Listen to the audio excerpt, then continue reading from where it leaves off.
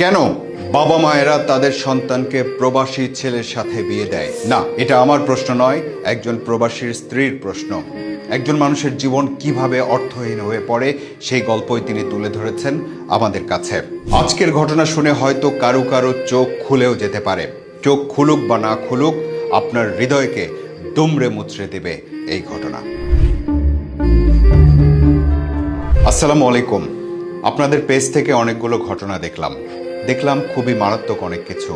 সেখান থেকে শেখার আছে, জানার আছে।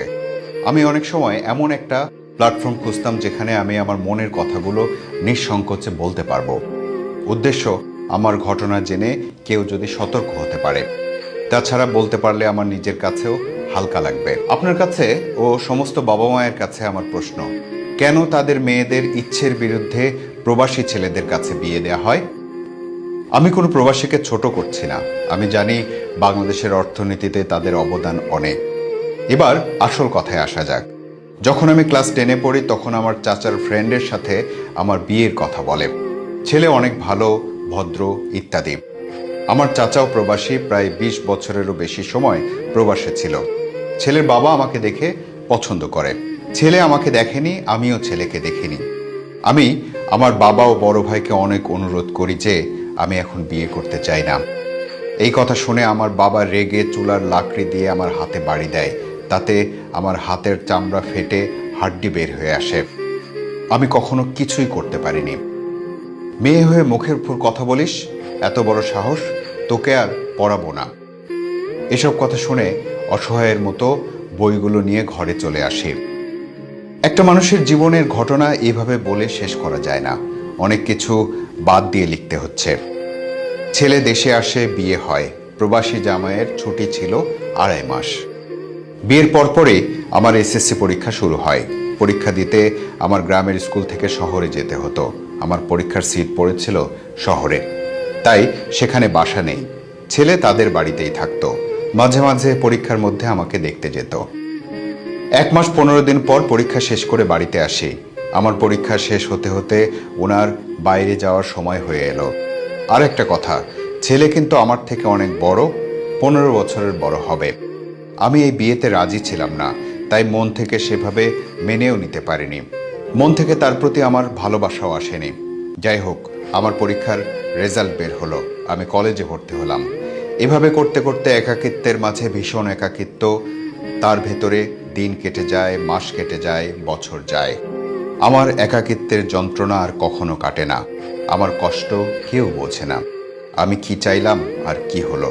আমি চেয়েছি আমার বর সব সময় আমার পাশে থাকবে, সুখে দুঃখে একসাথে থাকবে। দূরত্ব কোনো সম্পর্ক সুন্দর করতে পারে না। যত দিন যায় আমি নিজের কাছে ততই অসহায় হয়ে পড়ি। প্রচুর কান্নাকাটি করি প্রতি রাতে। এমন জীবন কেন আমার হলো? আমার দুঃখের দিন আর শেষ হয় না। আমি অনার্স ফার্স্ট ইয়ারে পড়ি, তখন সে দেশে আসে। আসার সাথে সাথে আমি কনসিভ করি। আমি তখন হতাশ হয়ে পড়ি। বাচ্চা আগে নাকি পড়াশোনা আগে? তখন আমি পড়াশোনাটা রেখে বাচ্চা নেবার সিদ্ধান্ত নিলাম। এদিকে আমার প্রবাসী হাজব্যান্ড এতটাই ভালো আর ভদ্র যে তার কোনো ব্যাংক অ্যাকাউন্ট নেই। বাবার অ্যাকাউন্টে টাকা পাঠায়। মেজো ভাইকে বাইরে নেয় 5 লাখ টাকা খরচ করে। ছোট ভাই মাঝে মাঝে বাইক নিয়ে ঝামেলা পাকায়, তাই টাকা দিয়ে তাকে ছাড়িয়ে নিয়ে আসে। বড় বোন, ছোট বোন তাদের বাড়িতেই থাকে। বিবাহিত, বাচ্চা কাচ্চা আছে। তাদের বর ঢাকায় জব করে। কোথায় থাকবে? বাবার বাড়িতেই থাকে। তাদের পেছনে অনেক খরচ হয়। আমি তাকে বুঝাই, দেখো, কিছু অন্তত টাকা রাখো আমাদের জন্য। সে বলে, আসলে আমার অনেক দায়িত্ব আছে, আল্লাহ পরে সব দেবে। এমন করতে করতে সবারই সব কিছু হয়, কিন্তু আমার কিছুই হয় না। আমাকে আমার বাবার বাড়িতেই রেখেছে। আমি এই ঘটনা লিখছি আর আমার চোখ থেকে পানি ঝরছে অঝরে। আমিও তো একটা মানুষ, আমারও তো শখ আহ্লাদ আছে, স্বপ্ন আছে একসাথে সংসার করার। জানেন, প্রবাসী মানুষগুলো কেমন যেন, তারা নিজের কথা একটুও চিন্তা করে না, একবারও ভাবে না তার নিজের নারীর কথা। তাদের মাথায় অনেক দায়িত্ব। এভাবে করে একটা মেয়ের জীবন নষ্ট করে দেয়। তারপর যখন সেই স্ত্রী পরকীয়ায় জড়ায় তখন মানুষ খারাপ বলে। কিন্তু সব মানুষ তো আর ইচ্ছে করে খারাপ হয় না। আমি অনেকবারই চেয়েছিলাম এই জীবন থেকে মুক্তি নেব, মরে যাব। বেঁচে থাকতে তো কেউ বুঝবে না আমার যন্ত্রণা। মহান আল্লাহর কথা স্মরণ করি। যখন আল্লাহর কথা স্মরণ করি তখন চিন্তা করি আমি তো মরে গেলে আল্লাহকে পাবো না। এভাবে খুব কষ্টে প্রতিটি দিন কাটে আমার। আমার 14 বছর বিয়ের বয়স। এর মধ্যে 3 বার দেশে এসেছে আমার স্বামী। পৃথিবীর সমস্ত বাবা মার কাছে প্রশ্ন, এভাবে কি বেঁচে থাকা যায়? আজ যদি আমি এখান থেকে কাউকে ভালোবেসে চলে যাই, সবাই আমাকে খারাপ বলবে। আসলে কি আমি খারাপ ছিলাম? আমাকে খারাপ হতে বাধ্য করেছে আমার রক্তের বাঁধনগুলো, আমার জীবনটা নষ্ট করে দিয়েছে। আমার বাবা মা ভাই বোন একটা বড় ভাবেনি তাদের সন্তান কি চায়। আমার এখন একটা মেয়ে আছে, তার মুখের দিকে তাকিয়ে আমার জীবনটা আমি কোরবান করে দিয়েছি। আর আমার বরের এখন আর রুচি নেই, দেশে আসে না, অথবা বাইরে ভালো সুযোগ সুবিধা আছে তাই দেশে আসে না। জানেন, আমার এত বছরের বিবাহিত জীবন কিন্তু একটা ঈদও একসাথে কাটাতে পারিনি। আপনারা কি বুঝবেন আমার কষ্ট, আমি কতটা হাহাকার করি। এখন দেখি সবাই একসাথে আনন্দ করে আর আমি তখন দরজা বন্ধ করে কান্নাকাটি করি। আসলে আমার এই অবস্থার জন্য কে দায়ী?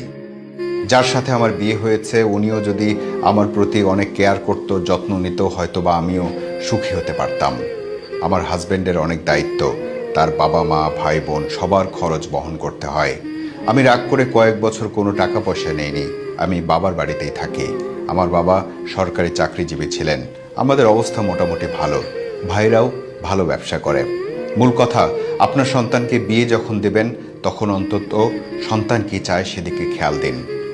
আমার মতো জীবন নষ্ট করবেন না।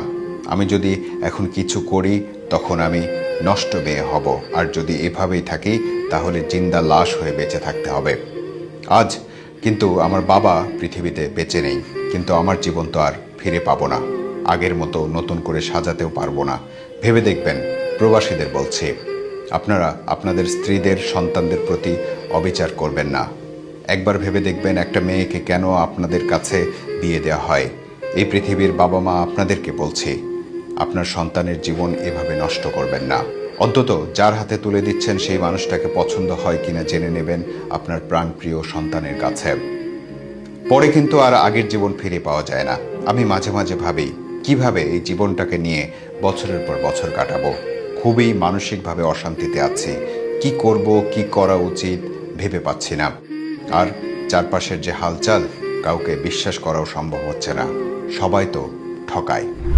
সব প্রবাসী কি এমন? হয়তো না, কিন্তু এমন ঘটনা বা এমন বাস্তবতা একেবারে মিথ্যাও তো নয়। তাহলে এখন আপনি কি করবেন?